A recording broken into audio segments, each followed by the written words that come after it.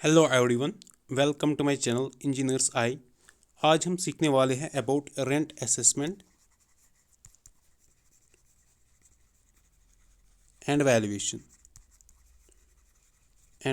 Rent assessment क्या होता है? मानिए कि कोई गवर्नमेंट डिपार्टमेंट है या कोई भी डिपार्टमेंट है, उसने कोई प्राइवेट सेक्टर या कोई प्राइवेट बिल्डिंग जो है उसको ऑक्यूपाई कर लिया है और वो अपने काम जो उसी प्राइवेट बिल्डिंग में करता है। उसका अपना ऑफिस नहीं है, कहीं पे कोई प्राइवेट बिल्डिंग है उसको ऑक्यूपाई किया, उसके कुछ रूम्स ऑक्यूपाई किए। तो हमें देखना उन रूम्स के हिसाब से उस जो उस ओनर होगा उस मकान का उसकी रेंट कितनी बनेगी, तो डैट इज़ रेंट असेसमेंट।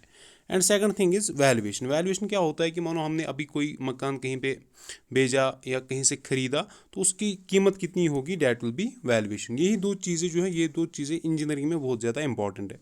तो हम आज सीखेंगे about this two things, one is the rent assessment and another thing being the valuation.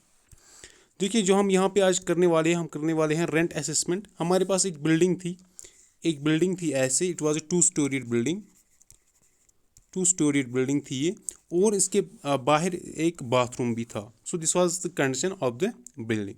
आपको याद रखना है कि जो हमारे पास रेंट असेसमेंट है या जो हमारे पास वैल्यूएशन है, this depends upon the overall condition of the structure. जो हमारे पास स्ट्रक्चर वहाँ पे है उसकी ओवरऑल कंडीशन क्या है। यानी कि रेंट असेसमेंट हमको खाली और खाली उन दो कमरों या उन तीन कमरों पे डिपेंड नहीं करता है जो डिपार्टमेंट ऑक्यूपाई कर लेंगे, but they will depend upon the overall condition of the structure. जैसे स्ट्रक्चर, मतलब स्ट्रक्चर की हम लेंगे फाउंडेशन। फॉर एग्जांपल, फाउंडेशन किसकी बनी है? क्या वो स्टोन मेसनरी की है, क्या वो मास कंक्रीट का है, क्या वो रबल मेसनरी की है, रबल स्टोन की है। तो वैसे भी हम देखेंगे, तो उस पर ये डिपेंड करता है ओवरऑल कंडीशन पे कि इसकी रेंट कितनी बनेगी या इसका वैल्यू कितना होगा। So let's start. देखिए, हमारे पास एक केस आया था। मैंने आपको बोला कि उसमें हमारे पास एक बिल्डिंग थी और बाहर उसके था एक bathroom. So this was the overall case. अब देखिए, आपको स्टार्ट कैसे करना है। ऊपर आपको लिखना है इसमें रेंट असेसमेंट क्या है। ये रेंट असेसमेंट किसकी है? जैसे हमारे पास एक ऑक्यूपाइंग डिपार्टमेंट था नमदा एलिमेंट्री ट्रेनिंग, तो हमने लिखा है रेंट असेसमेंट ऑफ नमदा एलिमेंट्री ट्रेनिंग। फिर आप लिखोगे अपने इलाके का नाम, लाइक जो अपने सब डिवीजन का नाम। उसके बाद फॉर्मेट क्या है? उसके बाद आपको लिखना है यहाँ पे नेम ऑफ द ओनर, कि जो हमारे पास बिल्डिंग है अभी इसका ओनर कौन है, तो उसका नाम आएगा। उसके बाद आपको लिखना है ऑक्यूपाइंग डिपार्टमेंट, कि आप जो डिपार्टमेंट है जिसने इसके रूम्स या इसकी ये बिल्डिंग ऑक्यूपाई कर ली है, उस डिपार्टमेंट का नाम क्या है। जैसे हमने यहाँ पे लिखा है नमदा एलिमेंट्री ट्रेनिंग। उसके बाद आपको लिखना है एज ऑफ द स्ट्रक्चर, की मतलब जो ये स्ट्रक्चर है, जो ये बिल्डिंग है, इस बिल्डिंग की एज कितनी है। ये एज आपको ऐसी नहीं लिखनी है, but this is to be written as per the affidavit. जो ये हमारे पास ये ओनर है, ये ओनर हमको एक एफिडेविट देगा। उस एफिडेविट के हिसाब एफिडेविट पे जितनी एज होगी उतनी एज आपको यहाँ पे लिखनी है। ये इंपॉर्टेंट चीज़ है, क्योंकि ये हमें आगे डेप्रिसिएशन कैलकुलेट करने में काम आएगी। उसके बाद आपको क्या लिखना है यहाँ पे, you have to write the number of storeys, कि ये बिल्डिंग जो हमारे पास है, क्या ये सिंगल स्टोरीड है, टू स्टोरीड है, थ्री स्टोरीड है, फोर स्टोरीड है या फाइव स्टोरीड है। Because that is important. Single storey होगी, टू स्टोरी होगी, या थ्री स्टोरी होगी, या फोर स्टोरी होगी, या फाइव स्टोरी होगी। इसके हिसाब से इसकी बनेगी रेट जो है इसकी, वो इसी के हिसाब से बनेगी। सिंगल स्टोरी के हिसाब से अलग, टू स्टोरी के हिसाब से अलग, थ्री स्टोरी के हिसाब से अलग, और फोर्थ या फाइव स्टोरी के हिसाब से अलग अलग रेट बनेगी।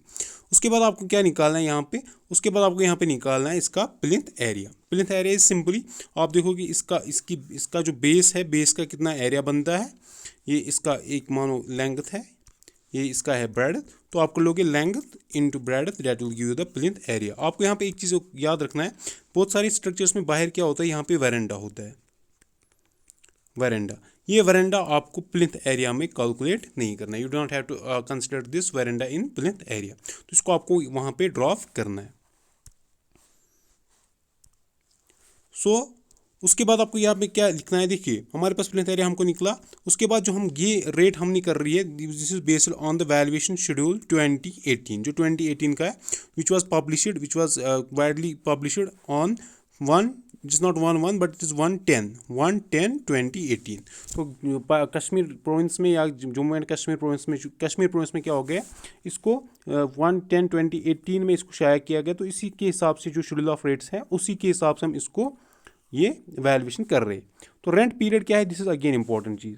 जो इंपॉर्टेंट चीज़ हमारे पास ये है वो ये है कि रेंट पीरियड क्या है। रेंट पीरियड मतलब मानो ये स्ट्रक्चर वहाँ पे था, हमने बोला है 22 ईयर्स से ये स्ट्रक्चर वहाँ पे था। अब ज़रूरी नहीं है कि जब से स्ट्रक्चर बना है तभी से ये वहाँ पे इनने रेंट पे लिया होगा। तो क्या होगा उसके बाद, मानो ये हमने यहाँ पे लिखा है रेंट हमको करनी है कहाँ से, फ्रॉम 1/4/2022। तो 2022 1/4/2022 के बाद कितनी रेंट बनेगी इसको ऑनवर्ड्स, मतलब कितनी रेंट 1/4/2022 पे इन्हें ये ऑक्यूपाई किया है, तो हमें उस पे हिसाब से देखना है इसकी रेंट कितनी बनेगी। देखो मैं आपको एक चीज़ वहाँ पे और बताता हूँ। मानो आपके पास शेड्यूल ऑफ रेट्स आया था एक 2013 में, दूसरा आया था मानो 2016 में, तीसरा हम बोलेंगे फॉर एग्जाम्पल आया है, कहाँ गया, हाँ, तो पहला हमने बोला 2014 में, दूसरा हमने बोला 2016 में, तीसरा मानो 2018 में, और एक और मानो 2022 में। अगर हम मानते हैं यहाँ पे कि जो ये डिपार्टमेंट है इनने ऑक्यूपाई किया ये स्ट्रक्चर इन द ईयर 2015, तो अगर आप मानेंगे इनने ऑक्यूपाई किया ये वाला स्ट्रक्चर इन द ईयर 2015, तो अगर हमें इसकी रेंट निकालनी होगी तो 2015 में इन्होंने ऑक्यूपाई किया, तो अब हमारे पास पहले हमको अप्लाई करना है 2014 वाला शेड्यूल ऑफ रेट्स। तो 2015 से लेकर 2016 तक इस पे अप्लाई होगा 2014 वाला शेड्यूल ऑफ रेट्स। फिर 2016 से लेकर 2018 तक इस पे अप्लाई होगा 2016 वाला शेड्यूल ऑफ रेट्स।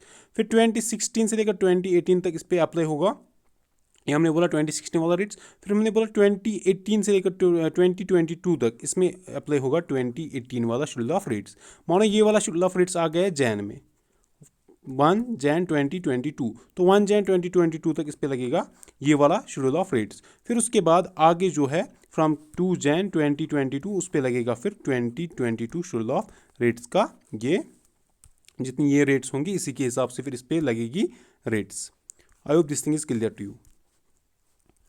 उसके बाद देखिए हम यहाँ पे अब देखिए इसका फॉर्मेट क्या है। पहले आपको लिखना है सीरियल नंबर, यहाँ पे हमने लिखा है स्ट्रक्चर नंबर 1। स्ट्रक्चर नंबर 1 इसलिए क्योंकि वहाँ पे एक बिल्डिंग थी और बाहर एक बाथरूम था, हमने इसको कंसिडर किया एज स्ट्रक्चर नंबर 1 एंड इसको लिखा है हमने एज स्ट्रक्चर नंबर 2। आप आगे देखेंगे स्ट्रक्चर नंबर 2। तो क्या होगा यहाँ पे, हमने इसका फॉर्मेट क्या है, पहले सीरियल नंबर आपको लिखना है, उसके बाद कंपोनेंट्स क्या है, उसके बाद स्पेसिफिकेशंस क्या है, उसके बाद उसकी कैटेगरी क्या है, रेट क्या है, परसेंटेज क्या है, and this is the amount in rupees. देखिए पहला जो हमारे पास होता है डेट इज फाउंडेशन। फाउंडेशन किसकी है, हमने देखी यहाँ पे foundation that was of stone masonry. तो स्टोन मेसनरी की थी हमारे पास कैटेगरी सी, जो आपको शेड्यूल ऑफ रेट्स में जो आपको निकलेगा वहाँ पे कि जो रेंट असेसमेंट एंड वैल्यूएशन का जो आपके पास जो सर्कुलर होगा उसमें आपको कैटेगरी देखनी है, कौन सी कैटेगरी इसकी है, दैट मीन्स हमने जब देखी तो वो थी हमारे पास सी। उसके हिसाब से आपको लगाना है उस सी पे जो प्लिंथ रेट जो रेट है पर स्क्वायर फीट वो कितनी है, that is 2182। So this is 2182 category C के हिसाब से। फिर हमने देखा है परसेंटेज, तो परसेंटेज भी आपको वहीं पे निकलेगी, वो परसेंटेज इसको अप्लाई होगी 9%। और हमने फिर क्या किया है, फिर हमने इन दो को मल्टीपल किया है 2182 इंटू 9%, दैट इज 0.09, वो अमाउंट हमको आ गया 196.38। और ये जो ये अमाउंट है दिस इज पर स्क्वायर फीट। उसके बाद दूसरा आइटम जो हमारे पास है डेट इज प्लिंथ, वो हमने देखा वो स्टोन मेसनरी का था, उसका भी कैटेगरी आ गई सी। सिंस ये कैटेगरी सेम है तो ये रेट आप देखोगे हमेशा ये सेम होगी। This rate is always depend upon this category C यहाँ पे 2182, सी यहाँ पे 2182। तो उसके बाद आप देखेंगे यहाँ पे अगेन अगर आप देखेंगे यहाँ पे भी आपको कैटेगरी सी 2182। सो ये हमेशा डिपेंड कर लेगी इस कैटेगरी पे। थर्ड आइटम जो यहाँ पर हमारे पास है that was super structure. Super structure में हमने देखा that was second class brick work in modern mortar. तो उसकी कैटेगरी आपको मिलती है वहाँ पे, डेट विल बी बी, उसकी रेट और उसकी जो परसेंटेज है and then the amount multiple of this two. उसके बाद क्या होता है जॉइनरी मतलब विंडोज़ एंड डोर्स। जॉइनरी मतलब होता है विंडोज़ एंड डोर्स, आप वहाँ पे विंडोज़ एंड डोर्स भी लिख सकते हो। तो विंडोज़ एंड डोर्स में जब हमने देखा वहाँ पे थी हमारे पास wood work, that was C class wood work, मतलब डेट वाज उतनी एफिशिएंट वुडवर्क नहीं थी वो, या उतनी हाई क्वालिटी वुडवर्क नहीं थी वो। तो अगेन उसका कैटेगरी हमने देखा सी, उसकी रेट, उसकी percentage and then the amount. उसके बाद सीलिंग मतलब टॉप। तो टॉप पे हमने देखा that was wooden ceiling country type, ठीक है। तो उसकी कैटेगरी हमको मिली डी, उसकी रेट, उसकी परसेंटेज, उसका अमाउंट। उसके बाद क्या है हमारे पास फिनिशिंग में हमारे पास दो चीज़ें हैं, one is the internal finishing and second thing is the external finishing. Finishing मतलब सिंपली जो हमारे पास वॉल्स है, वॉल्स पे आप किस चीज़ का फिनिश किया गया है। यहाँ पे हमने देखा इंटरनल में हमारे पास थी मड मोटार और बाहर उन्होंने लगाया था सीमेंट प्लास्टर। तो मड मोटार की कैटेगरी है बी, सीमेंट प्लास्टर की कैटेगरी है सी। तो इसकी अपनी रेट, इसकी अपनी रेट, इसका परसेंटेज वो आपको अगेन वहाँ से लेगा सर्कुलर से, और इसका भी अपना परसेंटेज, और यहाँ पे इसका अपना अमाउंट। उसके बाद यहाँ पे फ्लोरिंग।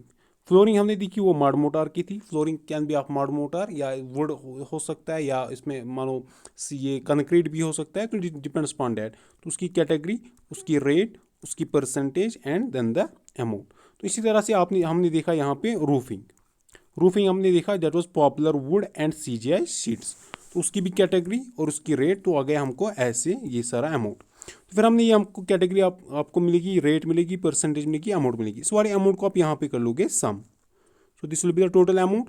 सो यहाँ पे आपने प्लिंथ एरिया पहले ही निकाला है, this will be the value of structure 1, value of building जो एक्चुअली हमारे पास है। प्लिंथ एरिया हमने निकाला है इन स्क्वायर फीट पहली, डेट वाज 808.08 स्क्वायर फीट। तो इसको हमने किया है मल्टीपल किससे, कॉस्ट पर स्क्वायर फीट। ये कॉस्ट पर स्क्वायर फीट हमने लाया है इन वाले आइटम्स से, इन वाले आइटम्स से। तो यहाँ से हमने जब निकाला है कॉस्ट पर स्क्वायर फीट, तो यहाँ पे हमको मिलता है टोटल में इसका कितना अमाउंट बन गया, मीन्स इस बिल्डिंग का कितना अमाउंट बन गया। This is not the final amount, क्योंकि अब इस अमाउंट पे आगे होगी डेप्रिसिएशन। तो depreciation that is important thing, वो आगे इस पे अप्लाई होगी विद टाइम। जो रेट कम होती है या वैल्यू कम होती है उसको हम बोलते हैं डेप्रिसिएशन। इसके बाद इसमें कुछ ऐसे आइटम्स हैं जो आपको यहाँ पे इन वाले आइटम्स में नहीं आएंगे, उनको हम कैलकुलेट कर लेंगे इन मिसलेनियस आइटम्स। जैसे कि हमारे पास है, देखो यहाँ पे वरेंडा, वरेंडा या कैंटिलीवर या स्टीयर हमारे पास हमने देखा इसका एरिया टोटल स्क्वायर फीट में डेट वाज 202.08। वरेंडा या कैंटिलीवर होगी कहीं पे या स्टीयर होगी कहीं पे, इसका आप एरिया निकालोगे that was in this square feet. उसकी क्वांटिटी हमने देखी, और ये रेट जो है ये हम खुद लगाते हैं, ये वाली रेट, ये कहीं पे मेंशन नहीं है ये रेट, ये रेट हम खुद ही लगाते हैं। इसको हम कैसे एज्यूम करते हैं, मान लो आप बोलोगे हमारे पास जो ये वरेंडा है, इस वरेंडा का कॉस्ट जो आएगा, कॉस्ट ऑफ कंस्ट्रक्शन मान लो 40,000 आएगा। तो 40,000 आपने माना इसका कॉस्ट ऑफ कंस्ट्रक्शन है, आपने इसका एरिया निकाला, एरिया मानो आपको आ गया यहाँ पे 200 स्क्वायर फीट, 200 स्क्वायर फीट, ये आपने खुद एज्यूम किया, और ये एरिया आपने एक्चुअली निकाला है। तो फिर आप क्या कर लोगे, इस 4,000 को यू विल जस्ट 40,000 को डिवाइड कर लोगे विथ 200।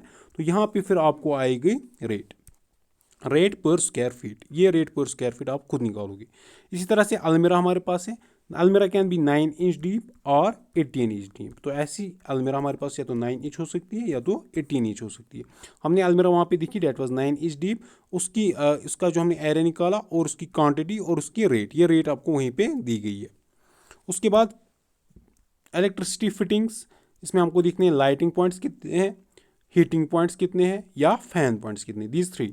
लाइटिंग पॉइंट्स कितने, हीटिंग पॉइंट्स कितने हैं, fan points. Lighting point means वहाँ पे टोटल में कितने बल्ब्स लगे हैं, बल्ब्स लगे हैं या उनका होल्डर, या ओनली द होल्डर, बल्ब चाहे लगे भी हों या नहीं, लेकिन होल्डर, ये दो चीज़ें वहाँ पे इंपॉर्टेंट है। तो this will be counted in the lighting points, heating points and the fan points. तो इनको आपने देखना है नंबर, ये कितने, ये कितने, ये कितने, ये रेट आपको दी गई है। This is given in the circular. एक बल्ब की रेट कितनी है, एक हीटिंग पॉइंट की रेट कितनी है, एक फैन पॉइंट की रेट कितनी है। यहाँ पे आपके पास एक प्रोविजन है कि आप इन लाइटिंग पॉइंट्स या हीटिंग पॉइंट्स या फैन पॉइंट या यहाँ पे भी, हर कहीं पे भी, you can just right U/R। U/R means under rate. मैं अगर मैं यहाँ पे इसको लिखता अंडर रेट U/R, फिर मेरे को लगता है ये लाइटिंग पॉइंट्स उतने मतलब ये गुड क्वालिटी के नहीं है, वहाँ पे वायरिंग उतनी अच्छी तरीके से नहीं किए गए, या स्विच उतने अच्छे तरीके से वहाँ पे नहीं रखे गए। तो I could write under rate here, in spite of 995 I could give only rate of 900। तो ये खुद तक है, this is up to me, because this will depend upon the condition there. जरूरी नहीं है कि हर किसी आइटम की आप रेट उसी हिसाब से ले लो जो आपको सर्कुलर में। You can just increase that और you can just decrease that. This is according to the rates of 2018। अभी चल रहा है 2022, तो इसमें अब एप्रिसिएशन भी हो सकता है कहीं कहीं पे, या कहीं कहीं पे आप देखोगे डेप्रिसिएशन भी हो सकता है।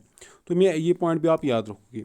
सो यहाँ पे हमने क्या किया, फिर ये वाला अमाउंट हमको मिल गया, यहाँ से हमने इस वाले अमाउंट को ऐड किया, तो यहाँ पे हमको मिल गया फिर आपको total value of the structure, means this building plus this miscellaneous items, this will give the total number of total value of structure number 1 that was building. तो आ गया हमको स्ट्रक्चर नंबर 1 की टोटल वैल्यू। उसके बाद जो हमारे पास structure number 2 है, structure number 2, structure number 2 मैंने आपको बोला हमारे पास जो है दैट वाज बाथरूम। तो अगेन इसके सीरियल नंबर क्या होगा, components, specifications, category, rate, percentage, amount. तो पहले भी इसमें foundation, plinth, super structure, joinery, ceiling, finishing, flooring ऐसी जैसे हमने ये देखे वहाँ पे ऊपर, तो ऐसे ही इसमें आइटम्स आएंगे, फिर उन आइटम्स के हिसाब से इसमें आएंगे स्पेसिफिकेशंस क्या क्या है, उसके हिसाब से कैटेगरी क्या क्या है, हर किसी आइटम की अलग अलग कैटेगरी, उस कैटेगरी के हिसाब से रेट, कैटेगरी के हिसाब से कॉरस्पॉन्डिंग रेट, उसके बाद परसेंटेज, राइट। ये परसेंटेज आप इसको मल्टीपल कर लोगे, यहाँ पे आपको मिलेगा अमाउंट।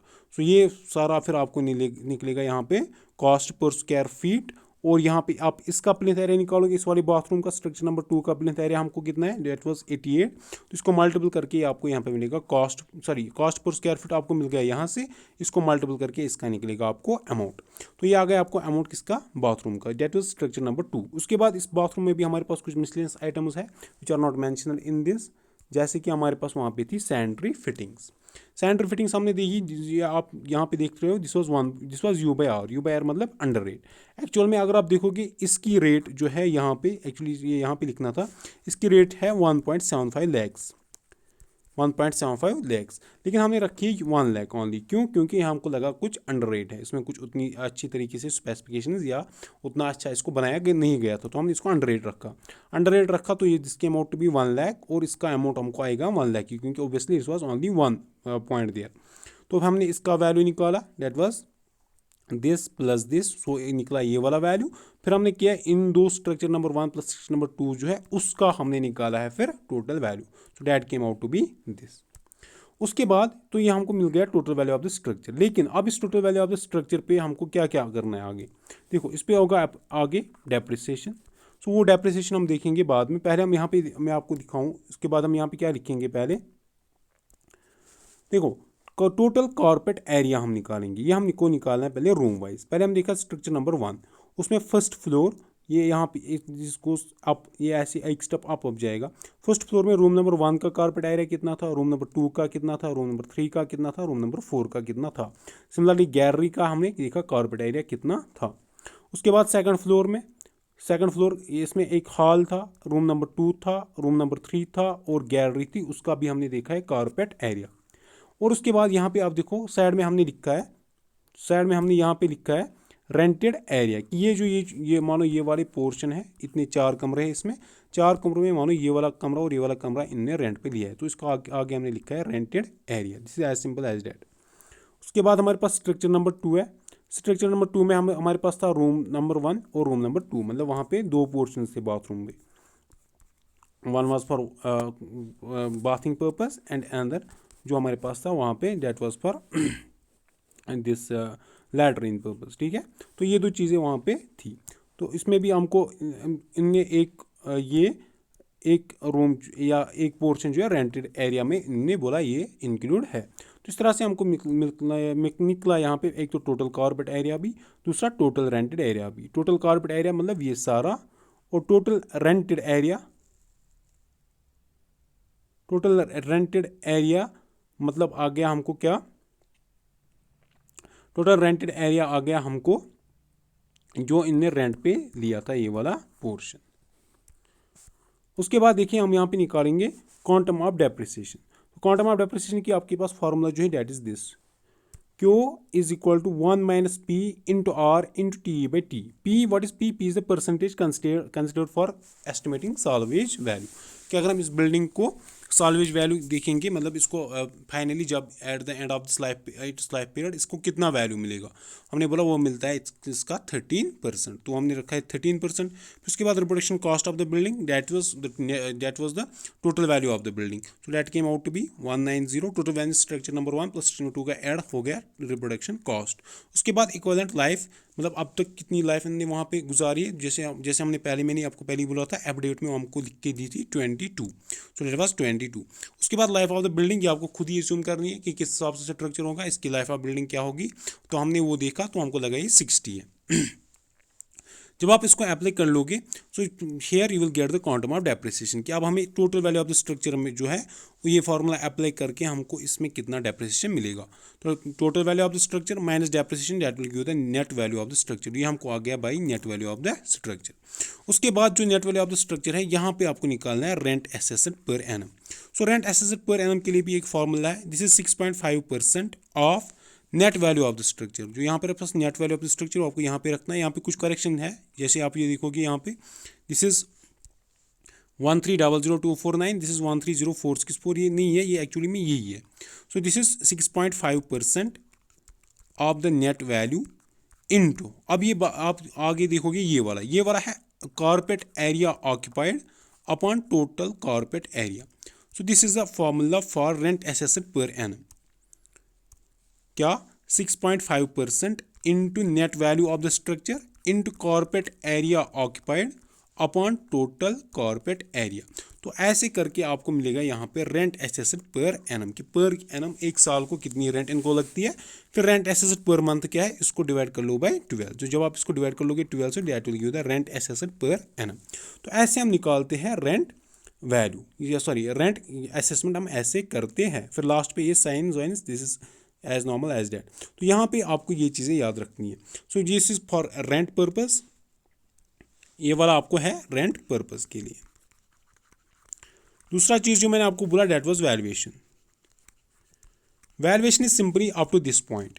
वैल्यूएशन क्या आप कर लोगे, टोटल वैल्यू ऑफ स्ट्रक्चर निकालोगे, टोटल वैल्यू जैसे मैंने आपको बोला उसमें से माइनस कर लोगे डेप्रिसिएशन। डेप्रिसिएशन कितना हो गया, so total minus depreciation, that will give the net value, that net value will be the valuation of the building. उसमें आपको जो आपके पास वैल्यूएशन है, वैल्यूएशन में आपको you don't need carpet area, carpet area आपको वहाँ पे ज़रूरत नहीं है निकालने की। वहाँ पे आपको lighting points, heating points, miscellaneous items, हर कोई आइटम लेना है, लेकिन कारपेट एरिया का वहाँ पे कोई काम नहीं है, क्योंकि कारपेट एरिया खाली और खाली हमको रेंट असेसमेंट में काम आता है। यहाँ पे जो आप मल्टीपल करते हो ये carpet area occupied upon total carpet area, यहीं पे हमको खाली ये वाला काम आता है। तो ये चीज़ें आपको आई होप क्लियर होगी होंगी।